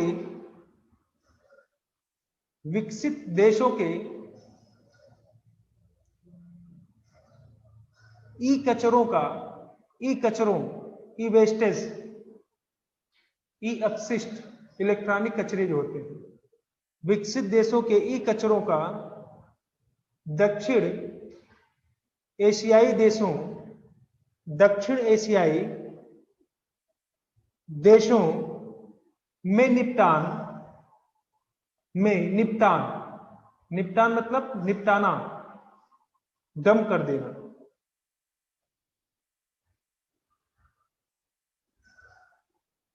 ठीक, इसमें कौन से, जैसे भारत हो गया, लिखिए जैसे भारत, पाकिस्तान, सिंगापुर आदि।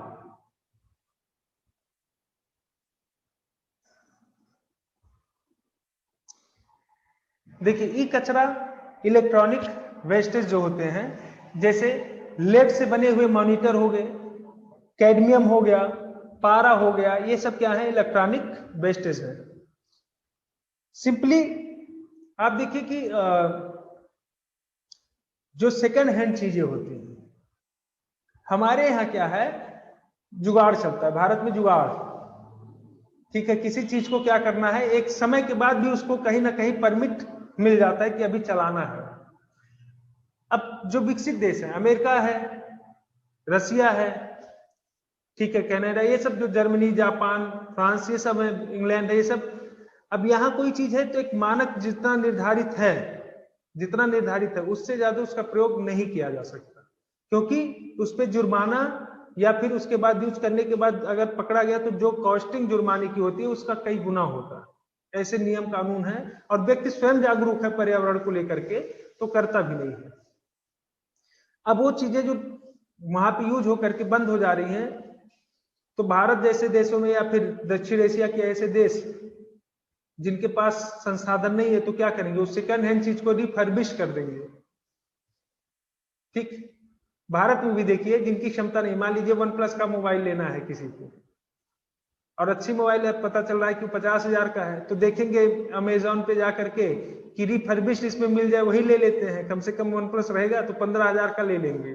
किसी ने यूज कर लिया, वो बेच दिया, रिफर्बिश वाला ये उठा लाए अपने घर में। वो क्या है, इलेक्ट्रॉनिक कचरा है, यूज तो हो रहा है, लेकिन क्या है, उनके लिए, जिसने बेच दिया उसके लिए कचरा था।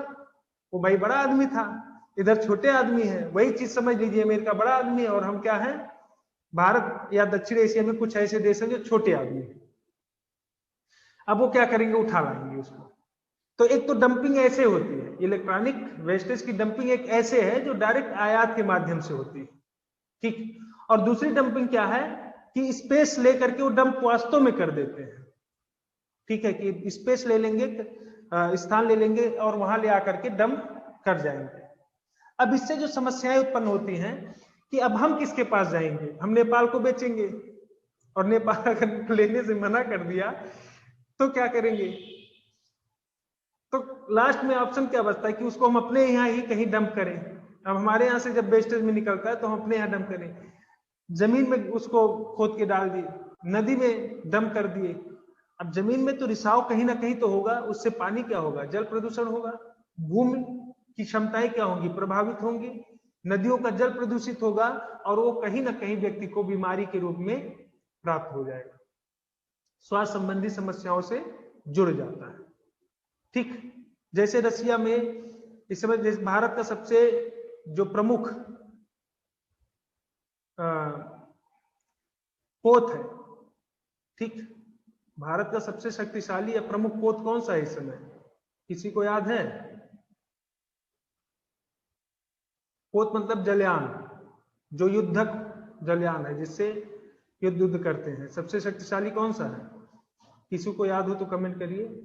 हाँ, अरविंद जी ने किया, और नहीं और लोगों ने नहीं, अरविंद किसी ने, उन्होंने बताया कि विक्रमादित्य INS विक्रमादित्य। ठीक है, ऋषभ, हाँ, तो INS विक्रमादित्य की हिस्ट्री जानते हैं आप, कहाँ बना और कैसे बना? INS विक्रमादित्य रसिया से लिया गया है, ठीक है, रसिया से लिया गया है। और रसिया में वो जाना जाता था एडमिरल गोर्शको के नाम से, एडमिरल गोर्शको, युद्धक पोत उसका था, तो वहां रिटायर कर दिया गया। ठीक, वहां क्या किया गया, रिटायर कर दिया गया। रिटायर कर दिया गया तो भारत ने उसको खरीद लिया। आप क्या करो, रिटायर कर रहे हो, हमको दे दो। ठीक है, तो कहा ठीक है हम आपको दे दे रहे हैं। इन्होंने पैसा दिया, उसने उसको रिफर्बिश्ड कर दिया, फिर से खूब बढ़िया से उसको बना बना करके और दे दिया। और भारत में ले आए तो कह रहे हैं कि हमारा युद्धक पोत कौन सा है, आईएनएस, नाम हम बदल दिए उसका, आईएनएस विक्रमादित्य। सबसे शक्तिशाली क्या है, उनका वेस्टेज जो है, हमारे यहाँ वो क्या है, सबसे शक्तिशाली है ना। तो ऐसे हम समझ सकते हैं कि जो कचरों का निपटान होता है, विकसित देश ऐसे करते हैं, विकासशील देशों में, दक्षिण एशियाई देशों में ऐसे ही अपने वेस्टेज का निपटान कर देते हैं। उसका पैसा भी मिल गया और यहाँ आ गया। अब हम किसको देंगे, आईएनएस विक्रमादित्य को हम किसको देंगे, सोचा जाएगा, देखा जाएगा सरकार किसको देती है। अभी तो फिलहाल हमारे यहाँ सबसे शक्तिशाली युद्धक पोत है। नेक्स्ट लिखिए, भारत जैव विविधता से परिपूर्ण, भारत जैव विविधता से परिपूर्ण देश है। नहीं नहीं, राफेल ई वेस्टेज नहीं है, राफेल नहीं है, ठीक है, राफेल ठीक है, ठीक, जैव विविधता से परिपूर्ण देश है, जहां लगभग 1,30,000 से ज्यादा, जहां लगभग 1,30,000 से ज्यादा पादप तथा जंतु की प्रजातियां हैं, जंतु की प्रजातियां हैं।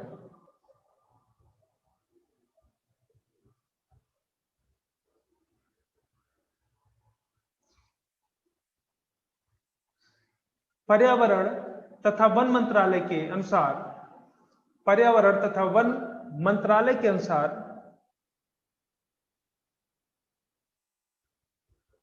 इनमें से कम 10%, पर्यावरण तथा वन मंत्रालय के अनुसार इनमें से कम 10% पादप तथा प्रजातियां, पादप तथा जंतु प्रजातियां, प्रजातियां लिख लीजिए, खतरे में पड़ चुकी है, जिसका कारण जलवायु परिवर्तन को माना जाता है। ठीक, अब देखिए विविधताओं में अगर पादप जंतुओं या फिर प्रजातियों जातियों की अगर देखा है तो भारत इससे विविधतापूर्ण देश है, यानी भरा पड़ा है, इतनी विविधताएं हैं जंतुओं में, प्रजातियों में। और पर्यावरण प्रदूषण या पर्यावरण चेंजेस जो है, क्लाइमेट चेंजेस जो है, इसकी वजह से आज ये माना जा रहा है पर्यावरण तथा वन मंत्रालय के अनुसार कि जितनी भी प्रजातियां उसका 10% तो एकदम रेड बुक में पहुंच गया है ना, रेड लिस्ट में पहुंच गया है कि कहीं ना कहीं उन पे इतना संकट आ गया कि वो विलुप्त होने के कगार पे है, खत्म हो जाएंगी। तो ऐसे में अगर ये पर्यावरण संकट बना रहा तो स्थिति क्या होगी, 1,30,000 में से 30,000 भी बचना मुश्किल हो जाएगा। इसका कारण क्या है, वैश्विक आधार, वैश्विक आधार पर अपने आप को आगे बढ़ाने का जो होड़ लगा है, वैश्विक प्रतिस्पर्धा, जहां आवश्यकता से ऊपर जाकर के दिखावे को बढ़ावा दिया जा रहा है। तो ऐसे में आदमी ये नहीं सोच रहा है कि धारणीय विकास कहां से होगा, हम अपने विकास में अपने ही मूल चीजों को खत्म कर दे रहे हैं। उसमें से मूल चीजें हैं कि जो हमारे जंतु हैं, पादप हैं, इनका भी हमारे समाज में कहीं ना कहीं स्थान है, ठीक है, संतुलन बनाने में, पर्यावरण का संतुलन बनाने में उनका भी स्थान है। और अगर वो खो जाएंगे तो कहीं ना कहीं हमारा भी अस्तित्व संकट में होगा। नेक्स्ट लिखिए, भारत की लगभग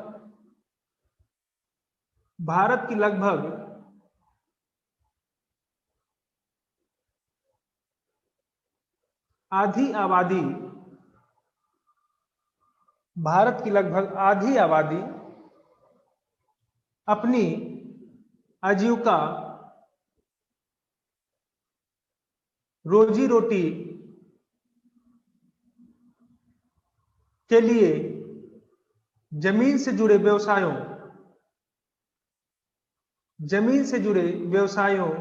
जंगलों, जलाशयों,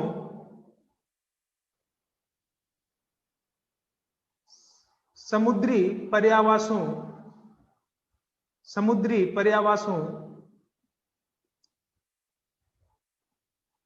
पर अर्थात प्राकृतिक क्षेत्रों पर आश्रित है, जहां से उन्हें पानी, भोजन,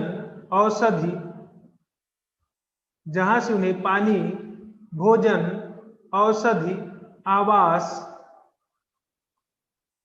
चारा, ईंधन आदि प्राप्त होते हैं।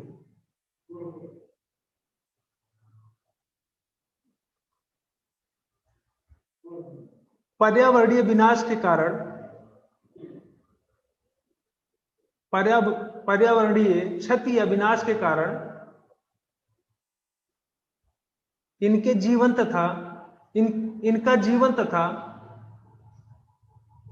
जीवन तथा आजीविका प्रत्यक्ष रूप से प्रभावित होती है।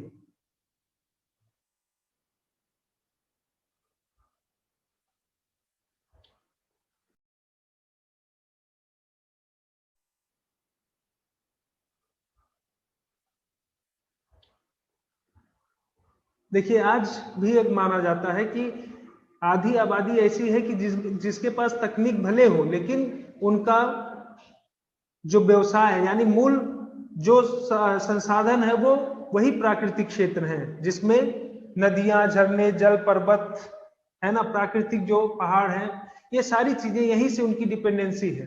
वो किस रूप में? आजीविका के रूप में, जहां से वो पानी यानी जल प्राप्त करते हैं, ईंधन प्राप्त करते हैं, चारा प्राप्त करते हैं, औषधि प्राप्त करते हैं।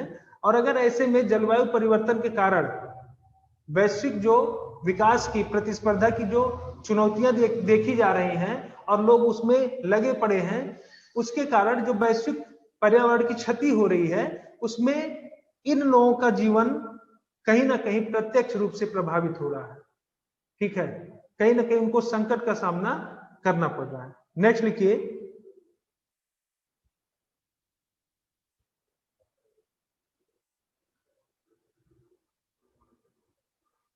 अब देखिए, वैश्वीकरण की वजह से कहीं ना कहीं पेट्रो रसायन जैसी उद्योगों को बढ़ावा दिया गया है। आप 90 के पहले की स्थिति देखेंगे, 80 के दशक, 90 के दशक के पहले की स्थिति, आज सऊदी अरब, ईरान, इराक राजा हो गए हैं। इतना पैसा हो गया कि राजा हो गए हैं। क्यों? और कभी ये लोग माने जाते थे कि कुछ नहीं, भिखमंगे टाइप से, शुद्ध भाषा में कहे तो भिखमंगे थे, जो कहते थे कि कुछ भी दे दो, ले जाओ, तेल ले जाओ हमारे यहां से, कुछ भी दे दो। तय करने की स्थिति में भी नहीं थे कि अपने संसाधनों का मूल्य भी तय कर पाए। ठीक, समय के साथ तकनीक बढ़ी, वैश्वीकरण से एक दूसरे को जोड़ा गया और उद्योगों की जो स्थापना थी वो बढ़ी, परिवहन बढ़ा, आयात में जो तेल की भागीदारी थी वो बढ़ी, और उन देशों से आयात वैश्विक आधार पर होने लगा। वो देश क्या हो गए? आज पैसे की कोई कमी नहीं है। ठीक, वैश्विक मुद्रा।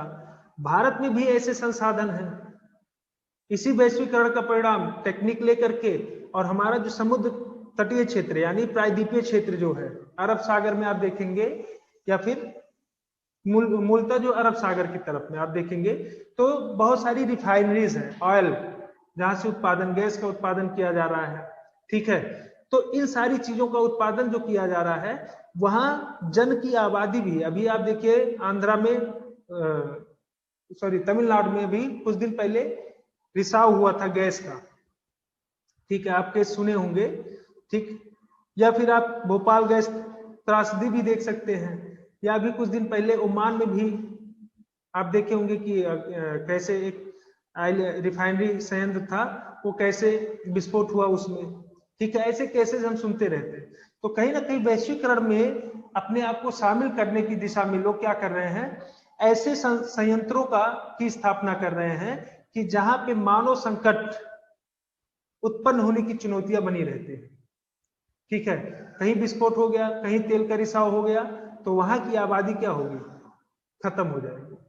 कहीं ना कहीं ऐसी चुनौतियां भी देखी जा रही है। लिखिए,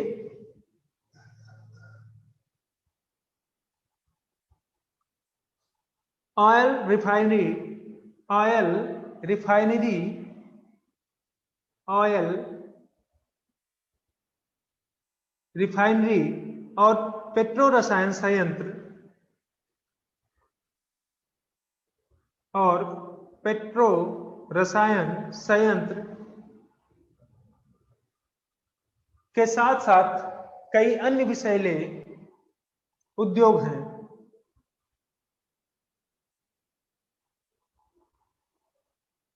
जो समुद्री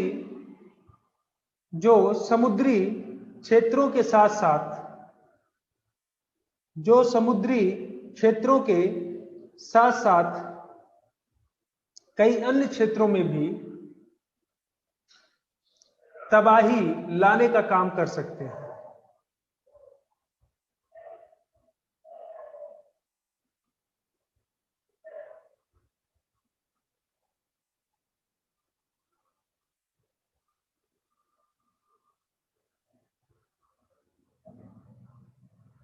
ठीक, ये कुछ बाकी चीजों को आप अपने तरीके से और देख सकते हैं, जैसे संस्थाओं का निर्माण, एनजीटी है ना, और विभिन्न पर्यावरण को बचाने के लिए विभिन्न सरकार द्वारा जो उठाया गया कदम है, जिसको शहरीकरण में आपने लिखा है, तो इन सारी चीजों को भी इसमें आप जोड़ सकते हैं। नेक्स्ट क्या है,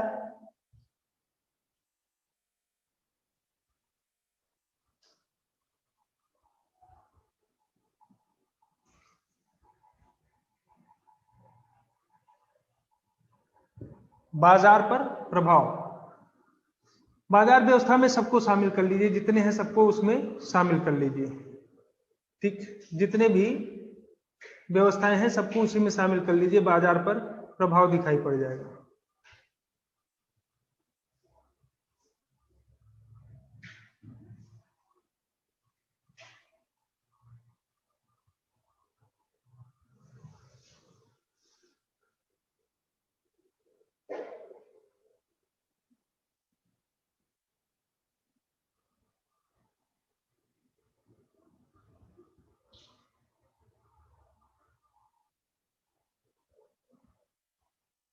चलिए कुछ पॉइंट्स नोट कर लीजिए इसमें।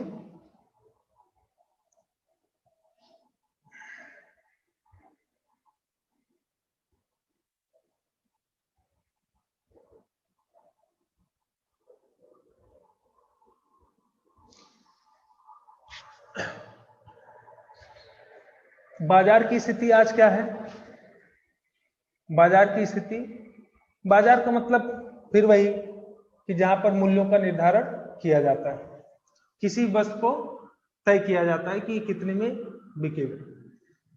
पूरा भारत क्या है, बाजारीकरण की तरफ जा रहा है।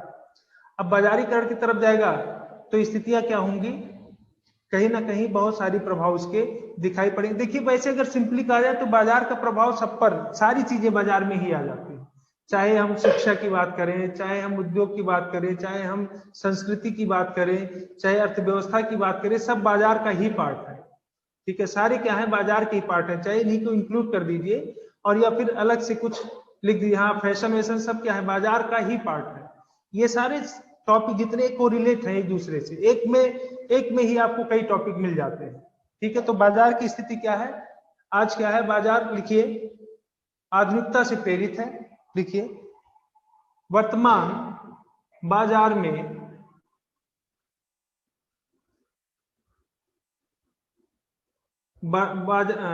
वर्तमान बाजार में वैश्वीकरण का प्रभाव आवश्यकता अनुरूप न होकर बल्कि दिखावे के रूप में अत्यधिक है। दिखावे के रूप में अत्यधिक है। कुछ व्यवस्थाओं को यदि छोड़ दिया जाए, कुछ व्यवस्थाओं को यदि छोड़ दिया जाए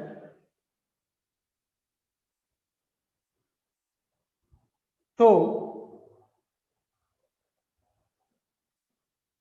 कुछ व्यवस्थाओं को यदि छोड़ दिया जाए तो लगभग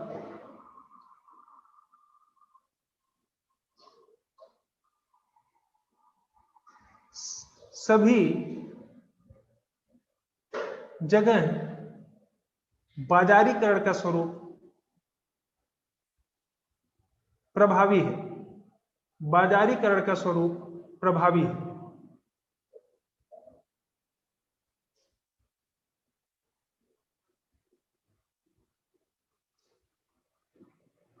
देखिए कैसे, जैसे बाजार क्या है आज, जो दिखेगा वही बिकेगा, है ना, जो दिखेगा वही बिकेगा।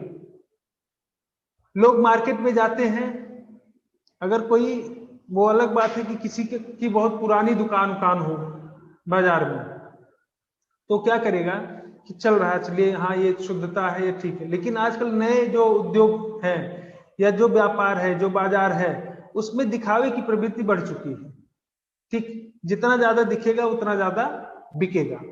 तो मार्केट में देखेंगे आप, जहां कॉस्टिंग है किसी चीज की वो बढ़ जाती है। इससे क्या होता है, कॉस्टिंग बढ़ जाती है। ये आया कहां से, एमएनसीज द्वारा, बाहरी कंपनियों द्वारा। वहां से लोग आए, पूंजी लेकर के आए, पैसा लेकर के आए, एक नई संस्कृति लेकर के आए और बाजार का स्वरूप क्या किए, बदल दिए। ठीक, वो अपने थे। आप शोरूम में आप जाएंगे तो शोरूम में आप पहुंचेंगे, जैसे 4 लोग उसमें रहेंगे, आपको घेर लेंगे।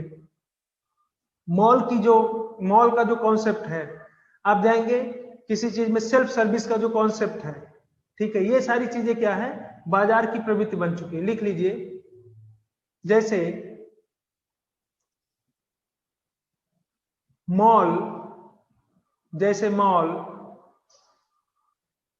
सेल्फ सर्विस, शो ऑफ, जो दिखेगा वो बिकेगा, फैशन,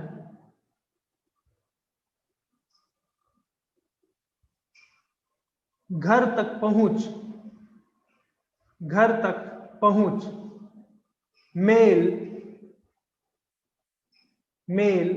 मेल से आपको अवेयर करना बार बार,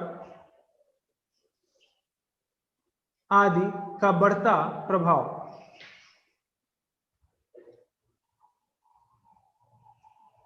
नेक्स्ट क्या है,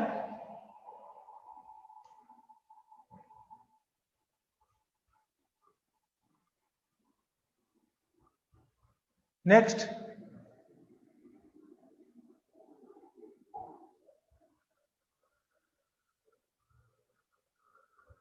इसमें एक पॉजिटिविटी हो सकती है बाजार में कि जो अमीर और गरीब है इनके बीच जो बड़ा अंतराल होता था वो कम हो रहा है। ठीक है, लिख लीजिए, बाजार, वैश्वीकरण का बाजार पर जो प्रभाव देखा जाता है उसके अंतर्गत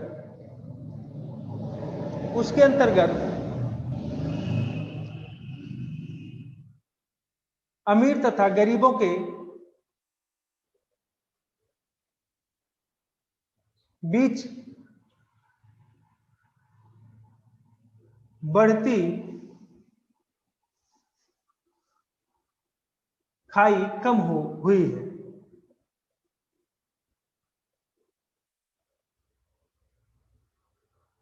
बढ़ती, अब देखिए इसका मतलब क्या है, वैश्वीकरण ने हर व्यक्ति को आधार प्रदान किया कि जिससे वो किसी के ऊपर डिपेंड ना रहे। तो गरीब भी आज इतनी संभावना उसके पास होती है कि कुछ ना कुछ कर सके। पहले परंपरागत चीजें थी तो उसमें कहीं ना कहीं वो सारी चीजें बाजार पे किसी एक ही व्यक्ति का प्रभाव, वो किसका था, पूंजीपतियों का। लेकिन वैश्वीकरण के माध्यम से रास्ते खुले तो गरीबों के पास भी विकल्प दिखाई पड़े, और विकल्प जब दिखाई पड़े तो इसमें जो गैपिंग होता था वो गैपिंग क्या हुआ, कम हुआ। तो ये सकारात्मक प्रभाव के रूप में देखा जा सकता है। वृद्धों के ऊपर प्रभाव, हाँ प्राइस में भी कमी आई, ठीक। वृद्धों के ऊपर प्रभाव, ये क्वेश्चन पूछा गया है, वृद्धों के ऊपर प्रभाव पे क्वेश्चन पूछा गया है कि वैश्वीकरण का भारतीय समाज में वैश्वीकरण का वृद्धों पर प्रभाव आप किस रूप में देखते हैं, ठीक। तो पूछने की संभावनाएं बहुत कम है, वृद्ध की को पूछने की संभावनाएं बहुत कम है। फिलहाल आप इसके कुछ पहलू है उसको जान लीजिए, लेकिन पूछेगा नहीं, क्योंकि इधर पूछ लिया है तो अब मान के चलिए 4-5 साल, कम से कम 5-6 साल नहीं पूछेगा, ठीक है, क्योंकि इतने टॉपिक है पूछने के लिए उसके पास नहीं। करता है, रिपीट करता है यूपीएससी, लेकिन ऐसे विषयों पर, ठीक है, कि जहां उसके पास बहुत सारे आयाम दिखाई पड़ते हो तो रिपीट करने की संभावना एक समय बाद होती है, ठीक है। हाँ, निगेटिव इफेक्ट ज्यादा हुए हैं, पॉजिटिव भी है निगेटिव भी है, दोनों भी। लिखिए वृद्धों पर प्रभाव में कुछ पॉइंट्स लिख लीजिए, लिखिए।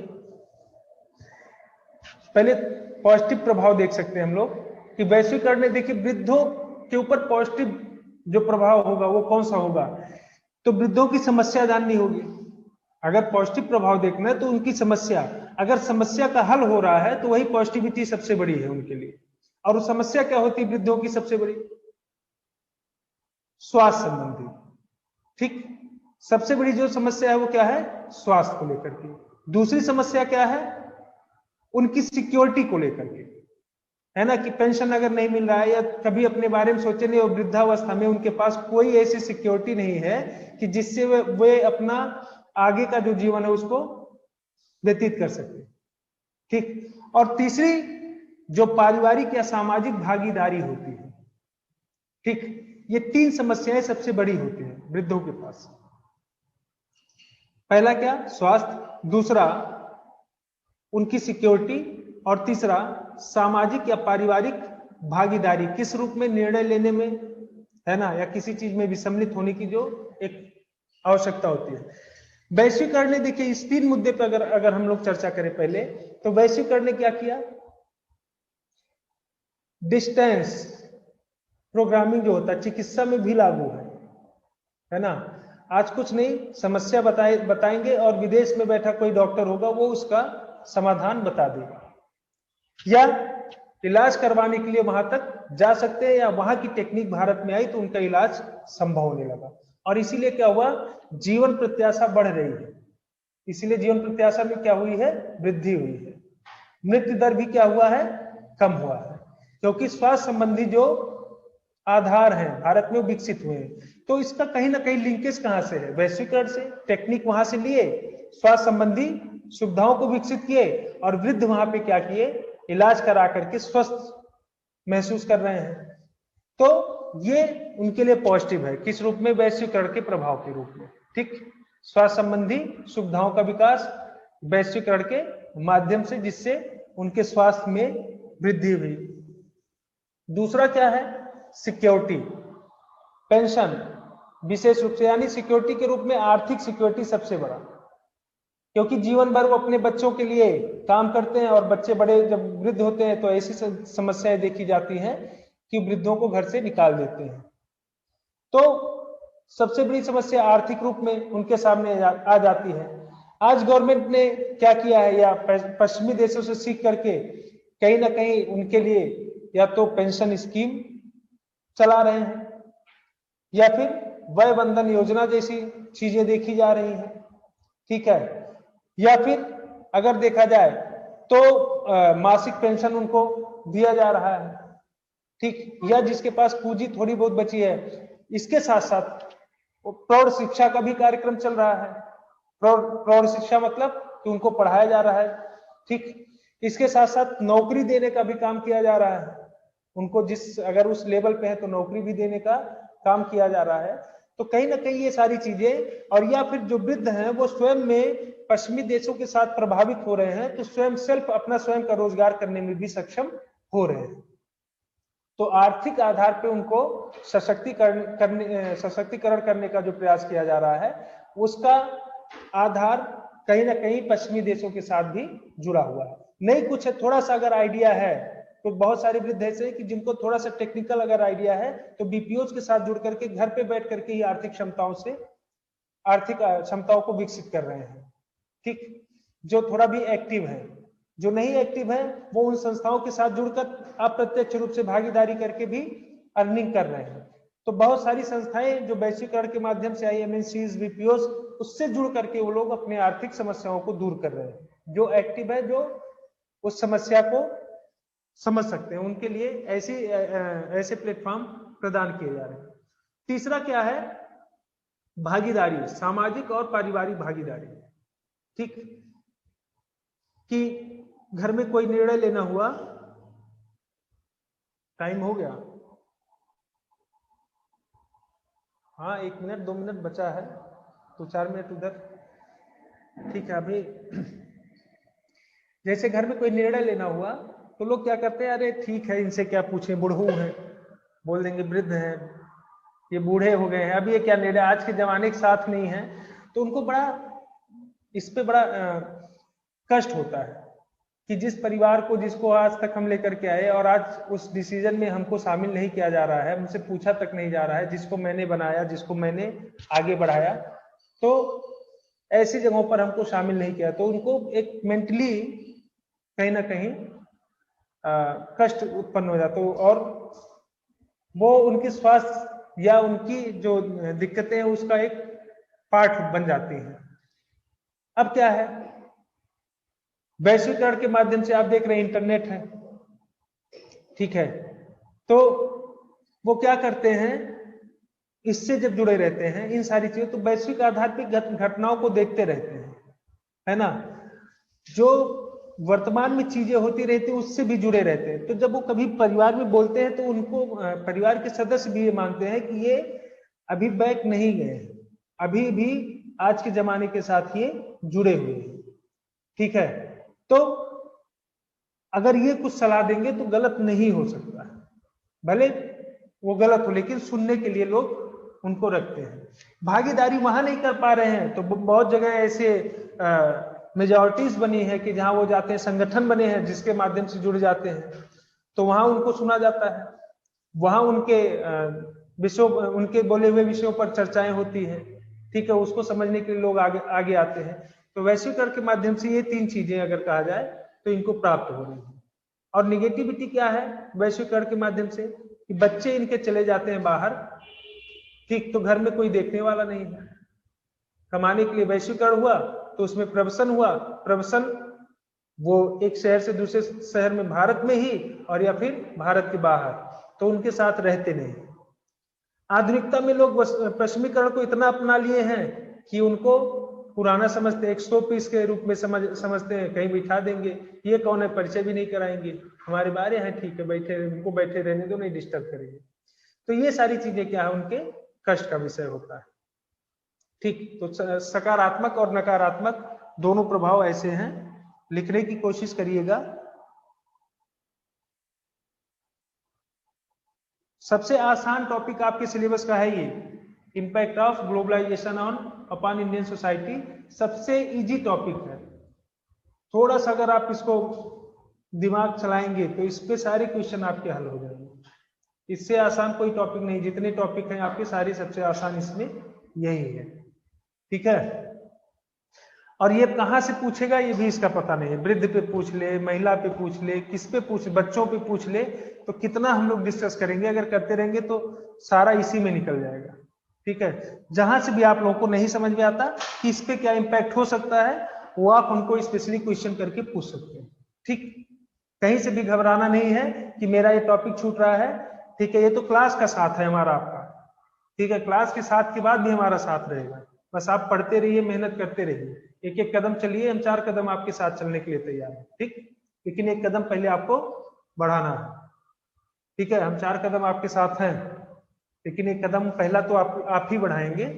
और कभी घबराइए नहीं, कोई टॉपिक छूट रहा है एकदम मत घबराइए। ठीक, बस आप उसको पहले समझिए कि आखिर ये क्या है, और नहीं समझ में आ रहा है तो आप हमसे पूछ सकते हैं, ठीक, घबराना नहीं। और कल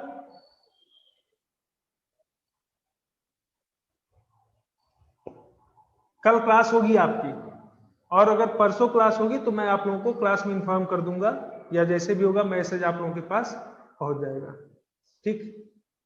चलिए,